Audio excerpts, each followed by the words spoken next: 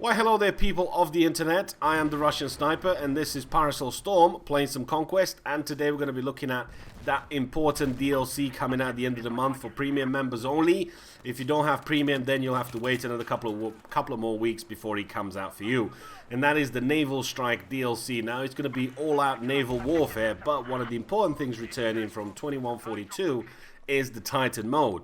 Now, for those of you that are a little bit young, and when I mean young, I mean if you're like 16, 2142 came out when you were 8, because it's 8 years since it came out, and then Northern Strike came out about a year later. So, yeah, I kind of highly doubt a lot of people were playing high-end PC games when you were 8, especially with the prices back in those days. Everything was really expensive. And I remember I just got a computer back in the day. I can't even remember what it was.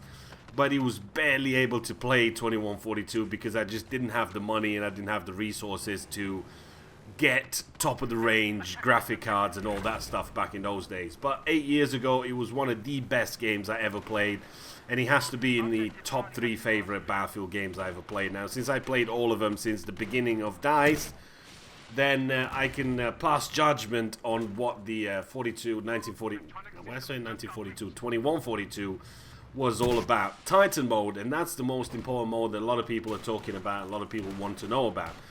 Okay, so what was Titan mode? Well, Conquest with a purpose. That's it. You know what it was. It's basically Conquest, but instead of capturing flags, you'll capture a silo. Each silo will have a missile that will fire at the enemy Titan. The enemy carrier will be protected, and you need to capture the silos and keep on firing shots at them. You don't need to press a button or anything. It's done automatically. Things may be a little bit different in Battlefield 4, but that's how it used to be back in those days. As soon as you capture the silo, the missile will automatically start firing the enemy ship. Once you've got the shields down, you could go inside the enemy ship. There were 4 consoles on the first level, and I think 4 consoles on the second level. You destroy them by either placing C4, or you can either just shoot them yourself. Once you destroyed it, you can go up to the second floor, destroy that, and then you get to the reactor core. Once you blow up the reactor core, the match will end. So it's all a matter of how good your team is. I know these days in Battlefield, it's all about competitive gameplay, and it's all about competitive teams competing with each other, and I think that's going to be one of those modes that are really going to change a little bit of Battlefield. Why? Obviously, it's going to be a lot more focused on team play. It's going to be a lot more focused in getting the silos, shooting the enemy ship down, and it's all going to be focused. Not just like Conquest, I'm not going to bother about that flag because they're going to be coming this way. I'm going to be sitting in his base or anything like that. It's going to be all teamwork, all team play, and I think that's going to change how Battlefield 4 is played. Now, I know Battlefield 4 still has a lot of issues with the netcode, a lot of the one-shot kills, the random suicides, and there's just a lot of things that are just still wrong with Battlefield 4. And I really hope that that's going to be changed before that DLC comes out, because I don't want one of my favorite games coming out and then me being disappointed that it's not as good as it was back in the day. You know, back in the day, it was one of those really futuristic games that you played and you thought, wow, what is this? And it was just so cool back in 2006. And how YouTube was not popular back then, and nobody was really making videos. I mean, yes, there were people in 2006 making videos, but it was just not as popular as it is these days. And there were probably 1 or 2 gaming channels that made videos back then, and it was just so cool seeing and experiencing stuff yourself and then finding out how does that work. Now it's just easy. Go to YouTube, you press a button, you type in Titan mode, boom, a video comes up, shows you how to play it. It's just that simple.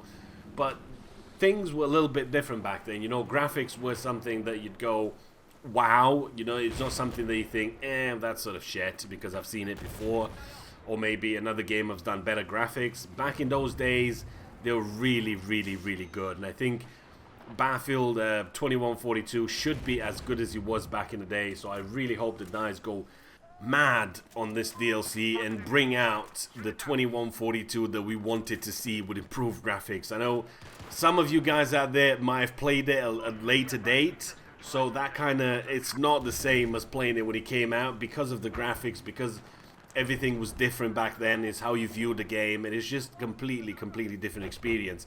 But one of the things I'm really interested in is seeing where is the escape pods and the launch pods. Not escape pod, a launch pod. I mean, I haven't played the game in 7-8 years, so yes, my memory's a little bit rusty.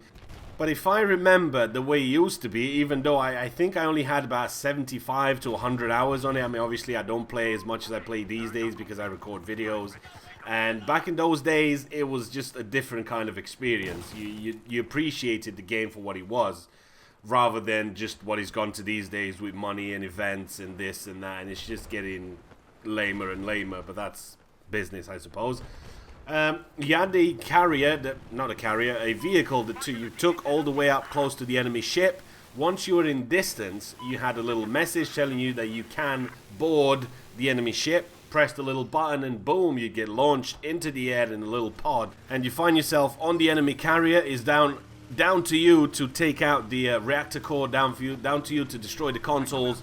And you have to be protected. It's going to be pretty cool bringing that mode back in, especially seeing the Frostbite 3 engine work on it, and everything is going to be so cool seeing it. I know it's a lot of problems with the netcode, the random suicides and all that sort of stuff, and that's going to take away from the experiences. That's one of the only things that I'm really worried about, the naval strike coming in. It's not the naval strike in general, because I think the boats and everything work. The only thing that doesn't really work is the netcode and hit detection and the random suicides and the running and sprinting and dying and me getting close to the ship. I know you can climb it because it's been designed that way.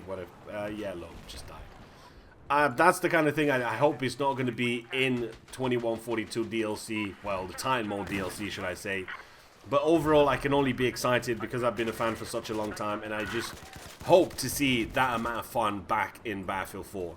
And that's pretty much it for me. Hopefully you guys have enjoyed it. If you have any kind of comments or questions, then go ahead and just post them in there. I'll try and answer. It has been 7-8 years since I haven't played it, so I don't remember that much. But I'll try and dig out my CDs out and maybe bring you some Titan Mode gameplay. See what it was like back in the day. Hope you enjoyed it. I'll see you in the next one. Out.